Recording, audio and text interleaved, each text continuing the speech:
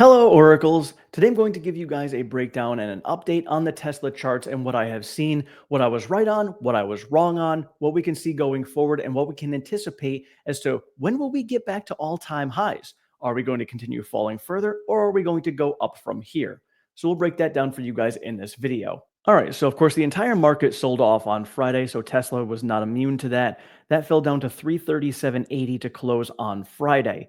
So looking at the pattern here, I've been talking about this dead cat bounce that we've been seeing, trying to make higher highs and higher lows. And we did attempt to do that when we hit that 430 level, but since then we've just been falling back down again. We came down and we have this very strong, you can see these lines here, these lines of support and resistance right around that $360 level. It was a resistance back here, it was a support here, and then it was a support here, and then it's resistance right now, and we've been bouncing off of that resistance. So I know a lot of people don't like charts. They say for a long-term investor, it doesn't matter. And you're absolutely right. For a long-term investor, charts don't mean anything. But when you're looking at it from a swing trader standpoint, an options trader standpoint, or somebody who's just looking at learning how those charts are moving or why the stock price is moving one way or another, the charts are real and they do actually come into effect. And there's obviously things that can, contradict what I'm talking about here. But I mean, you can clearly see this line right here that I've drawn in the past was a place where it stopped going up and down. And so now we've been looking at this bounce coming down. And I talked about the gaps that we had at the 358 and the 346 level. We filled both of those as I had predicted. We actually jumped over and created another gap and then came back up and filled it here. And now we're coming back down again. So those gaps are filled. And the question I had before was, will we fill the 324 gap before we go back up and fill the 394 gap? Well, we didn't fill the 324 gap. We came really close. We hit that $327 level and was at that point that we hit the RSI of just under 30. Under 30 on the RSI means that it was oversold. Now, it doesn't mean that it has to bounce back immediately, but typically that tends to be an indicator of we're about to get some buying pressure coming back in. Sure enough, we got that buying pressure coming back in before we filled that gap and came back up. Now, we came back up and filled that 348 gap that we filled on the way back down, but we never made it back up to fill that 394. We did push up and it looked like maybe we were going to run back up there, but sure enough, we got stopped. So above us, we still have that gap at 451 and that gap at 401. So 401, 394, right in this area, that also is a psychological level at the $400 mark. So what we're going to be paying attention to is where are we going from here? Obviously, with the sell-off on Friday, seems like we're going to continue falling down from here. And then falling down is, are we going to fill this 324 gap? Certainly seems likely that we're going to be filling this 324 gap now before we fill this 394 gap. I could always be entirely wrong on this, but looking at the trend that we are on, I'm not going to draw a trend line yet. I want to see one more point here, but we have 1 point and 2 point when it comes to the lows that we have here on this longer term trend.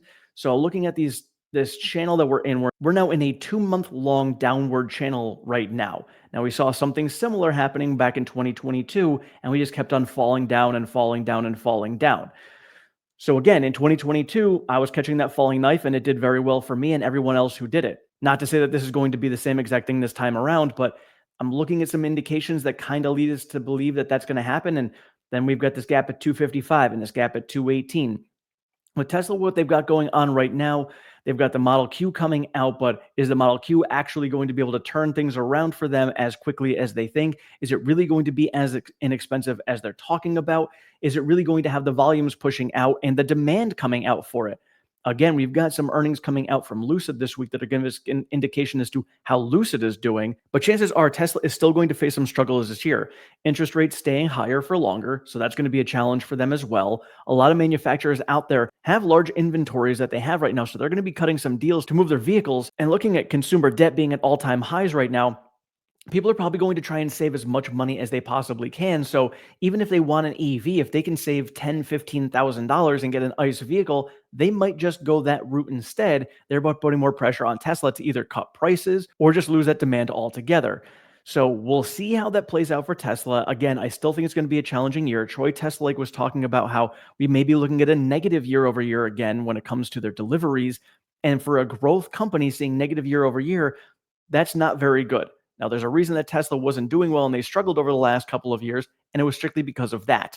So if we're going to see another year of that, I think a lot of this price action excitement in Tesla was strictly due to the excitement around the potential for the Model Q, and then a lot of it had to do with the election and what was going on with Trump and Elon and all of that. And that is starting to fade out. And we have a lot of people who are selling off because of that. And we're getting back to reality when it comes to the actual business that they have at hand. So you're looking at a P of 116, or according to this, about 130.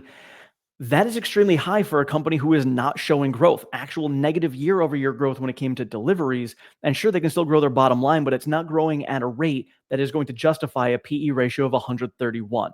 I think that we are still going to see some bleeding coming out. Now, again, I still think Tesla is going to be perfectly fine long term. I think it's going to be awesome, but I think we're going to see some greater buying opportunities over the course of this year. I think we eventually fade out from where we're at right now, come down, fill that 218 gap, and then just see where things are at. We're going to see where the economy's at. If the economy at that point, let's say this happens over the next 3 to 4 months, if at that point we're starting to see ourselves at a position where the economy is not doing as well as we thought, and maybe there's signs of a recession, we could break down further and go back and fill that $146 gap. Now, again, I don't know what's going to be going on in that. I don't think that's going to be Tesla specific. I think that's going to be macro environment specific that causes that. But I think realistically, the stock price intrinsically is right around that $218 level where we were at right before we ended up getting that jump from the earnings at Q3 to tell us about the Model Q. Because now this here basically priced in Model Q. So if Model Q comes out and we actually get the volumes out of it that we expect, then maybe this right here at that $275 level is more realistic. But if we don't get that, then 218 or somewhere between those two is the place that we should be looking. And now you can go out and argue and say, well, we've got FSD that's being solved. Well, that's great. And I think that's awesome for the future, but FSD is not going to give us what we are looking for when it comes to revenues that are actually going to be moving the needle, at least not in the next 12 months. I think 2 years from now, when we're looking at 2027 and Cybercab is starting to come out, then we can really start looking at things. But even Elon himself said this, right now we're kind of building the structure on top of the foundation.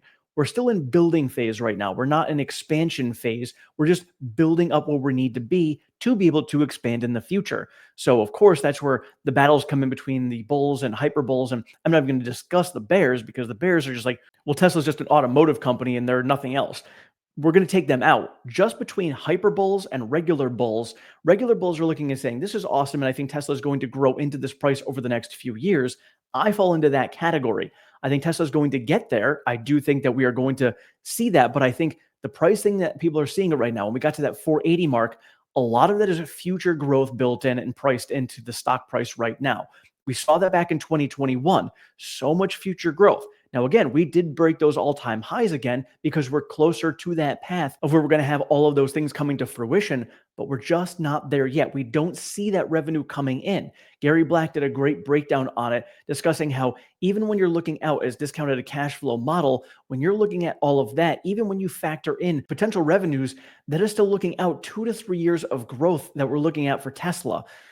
Now, yes, we've got Optimus, we've got energy, a lot of great things coming for Tesla, but where are the actual numbers going right now? And again, when you're looking at year over year decline when it comes to their EV deliveries, that is not boding well, because that is the main source of their income right now. Of course, it's great if we're going to end up seeing the energy pushing up, and then if FSD gets solved, but FSD revenue really isn't going to be coming around realistically till probably we get Cybercab. When Tesla gets to the point where they can say, all right, FSD is fully solved, we now can go out there and do just a subscription-based model on this, and people start to recognize what they can generate for their own personal revenue when it comes to robotaxis, then we can actually see this, because it's going to take some time for people to say, all right, I've been using my Tesla as a robotaxi. I've been generating some good income from it. Then you start to get that word of mouth out there and people are like, oh, this actually is pretty viable. I'm going to go and do that. But then you're going to have the FUD and say, oh, I've been using it, but then somebody destroyed my car. Somebody damaged this. Who's going to pay for that? I don't know if I want to use my car as a robotaxi because people have been damaging it. Very similar to like Uber, but when you have Uber, you have a driver in the car, which is going to kind of deter some people from doing some bad things to it.